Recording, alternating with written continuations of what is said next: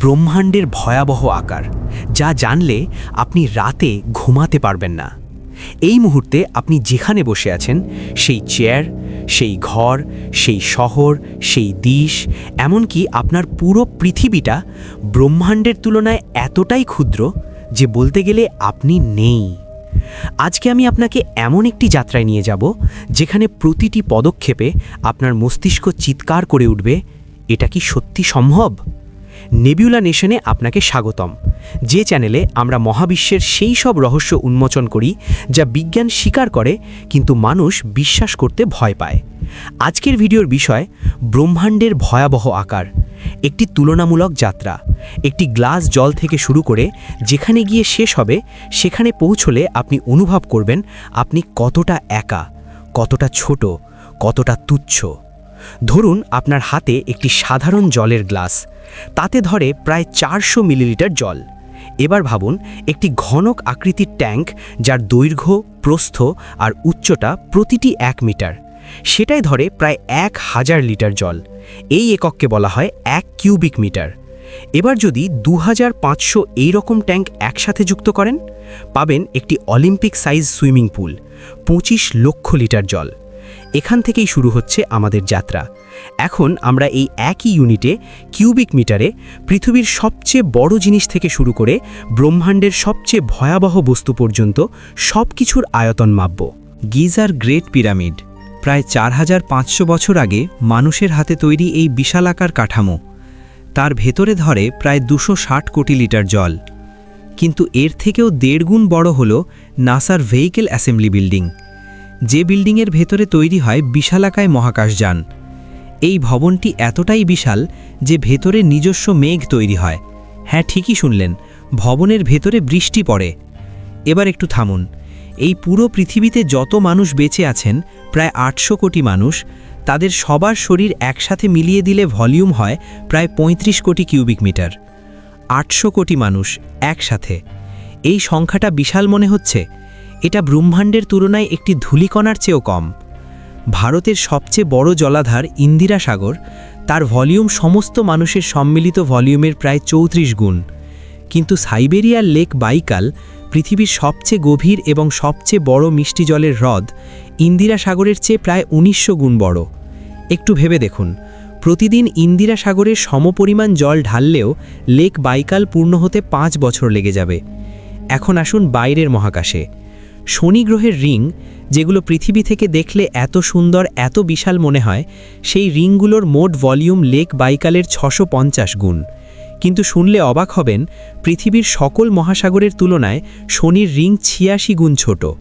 অর্থাৎ আমাদের পৃথিবীর সমুদ্রের ভেতরে শনির মতো 86টি গ্রহের রিং অনায়াসে ঢুকে যাবে। পৃথিবী, এই গ্রহকে আমরা কতটা বড় ভাবি, তাই না? কিন্তু পৃথিবীর ভলিউমের মধ্যে ঢুকে যাবে 45টি চাঁদ, 170টি প্লুটো, 7টি মঙ্গল গ্রহ। এখন আসুন বৃহস্পতিতে। বৃহস্পতির ভেতরে ঢুকে যাবে 1400টি পৃথিবী। এখানে একটু থামুন। আপনি যে পৃথিবীতে বাস করেন, যেখানে এভারেস্ট আছে, আটলান্টিক মহাসাগর আছে, আমাজন বন আছে, সেই পৃথিবীর 1400টি তপি একটি গ্রহের ভেতরে চলে যাচ্ছে।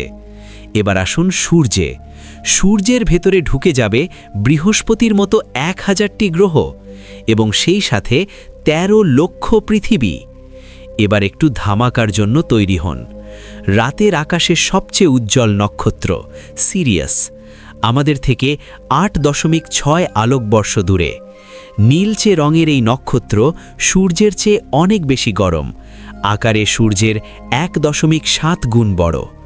এর ভেতরে ঢুকে যাবে 5টি সূর্য, কিন্তু নক্ষত্রের স্কেলে এটা শিশু মাত্র। পৃথিবী থেকে 850 আলোকবর্ষ দূরে আছে নীল সুপার জায়ান্ট নক্ষত্র রিগেল। এর উজ্জ্বলতা সূর্যের চেয়ে 1,20,000 গুণ বেশি, আকারে সূর্যের 47 গুণ।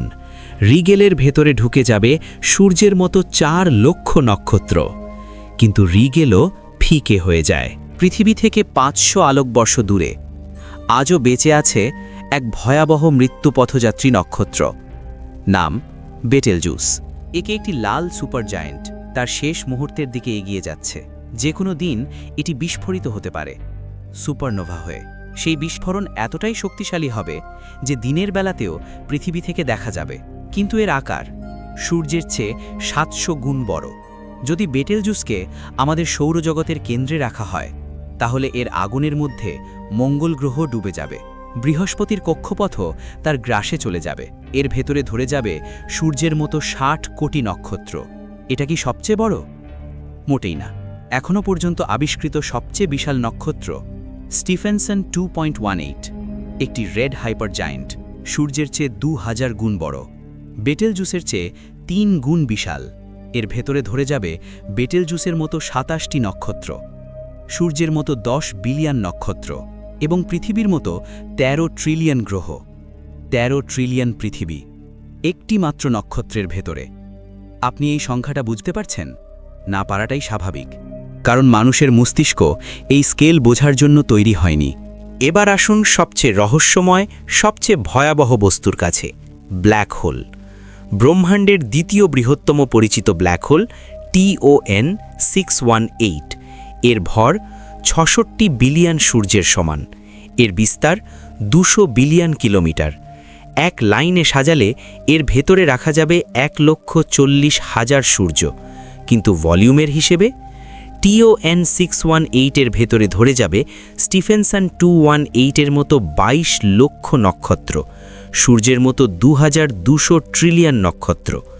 আমাদের পুরো মিল্কি ওয়ে গ্যালাক্সিতে আছে আনুমানিক 200 থেকে 400 বিলিয়ন নক্ষত্র। TON 618 এর ভেতরে সেই সংখ্যার চেয়েও বেশি নক্ষত্র ধরে যাবে। একটি ব্ল্যাক হোলের ভেতরে একটি পুরো গ্যালাক্সি। আপনার কি এখন গা শিউরে উঠছে না? এবার আসুন আরও বড় কিছুর দিকে। পৃথিবী থেকে 3300 আলোকবর্ষ দূরে আছে ক্যাটস আই নেবিউলা। প্রতি বছর এই নেবিউলা নিজের আকার বাড়ায় একটি পূর্ণ TON 618 এর সমান ভলিউমে। প্রতিটি বছরে একটি সম্পূর্ণ আল্ট্রা ম্যাসিভ ব্ল্যাক হোলের সমান প্রসার। এখন আসুন সবচেয়ে বড় ব্ল্যাক হোলের কাছে, ফিনিক্স A, ব্রহ্মাণ্ডের এখন পর্যন্ত আবিষ্কৃত সবচেয়ে বিশাল ব্ল্যাক হোল। এটি নিজের ভেতরে ধারণ করতে পারে 4টি TON 618 এবং 75,000 ট্রিলিয়ন সূর্য। কিন্তু এই ফিনিক্স এও মহাকাশের এক অন্ধকার ঘূর্ণির সামনে ধুলোর কণা। পৃথিবী থেকে মাত্র 470 আলোকবর্ষ দূরে আছে বার্নার্ড 68। এটি একটি ডার্ক মলিকিউলার ক্লাউড, একটি অন্ধকার নেবুলা। এটি এতটাই ঘন যে এর পেছনে থাকা শত শত নক্ষত্রের আলো এর ভেতর দিয়ে আসতে পারে না। আকাশে এটিকে দেখলে মনে হয় যেন আকাশে একটি ফাঁকা গর্ত, একটি শূন্যতা। বিজ্ঞানের ভাষায় এটি বক গ্লোবিউল। এই ধরনের মেঘের ভেতরে তৈরি হয় ভবিষ্যতের নক্ষত্র। কিন্তু এর আকার ফিনিক্স এর চেয়ে 8 গুণ বড়। এর ভেতরে ধরে যাবে 500টি ফিনিক্সে। এবার আমরা পেরিয়ে যাচ্ছি নক্ষত্র আর নেবুলার সীমানা। এবার আমরা ঢুকছি গ্যালাক্সির রাজ্যে।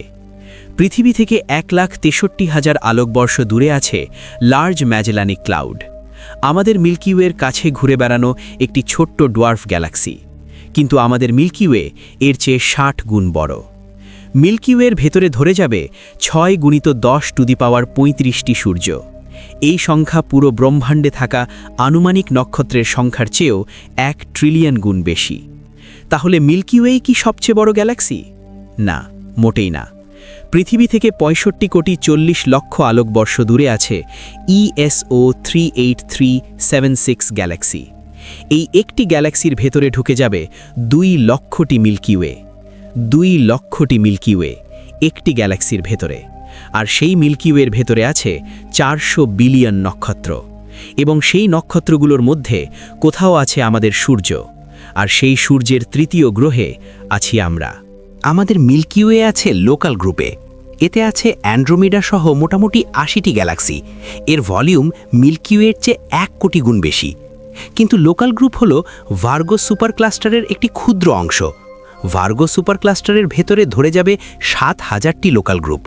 এবং তারপর আসে ব্রহ্মাণ্ডের সবচেয়ে বড় শূন্যতা, কেবিসি ভয়েড, প্রায় 2 বিলিয়ন আলোকবর্ষ জুড়ে বিস্তৃত। এর ভেতরে ধরে যাবে 6,000টি ভার্গো সুপার ক্লাস্টার।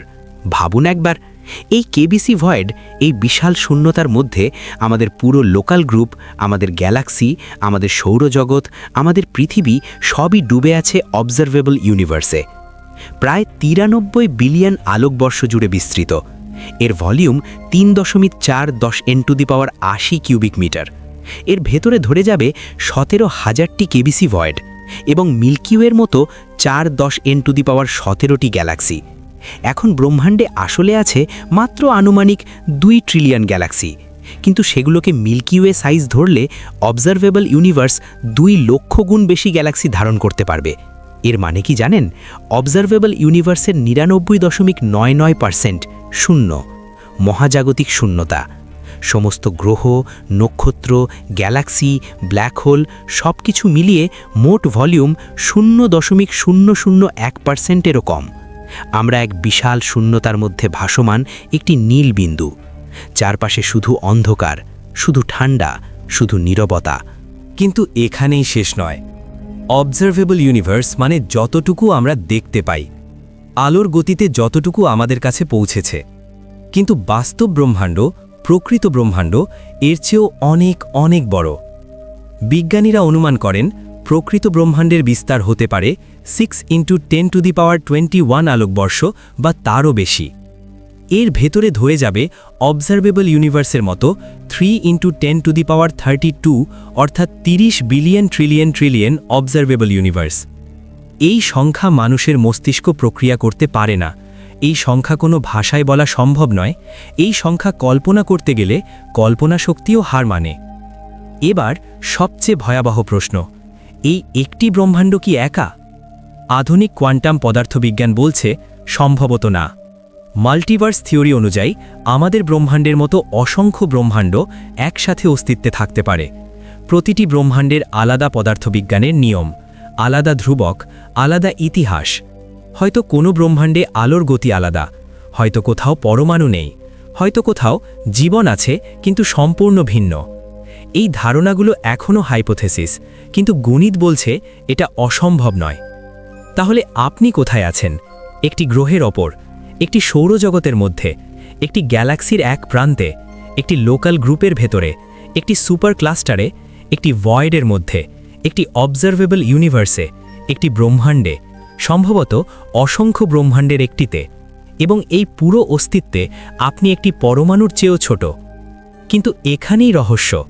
এই বিশাল ব্রহ্মাণ্ডে যেখানে সব কিছু নিষ্প্রাণ, ঠান্ডা, অন্ধকার, সেখানে একটি ছোট্ট নীল গ্রহের ওপরে মানুষ নামের এক জীব এই সব জানতে পেরেছে, ভাবতে পেরেছে, প্রশ্ন করতে পেরেছে।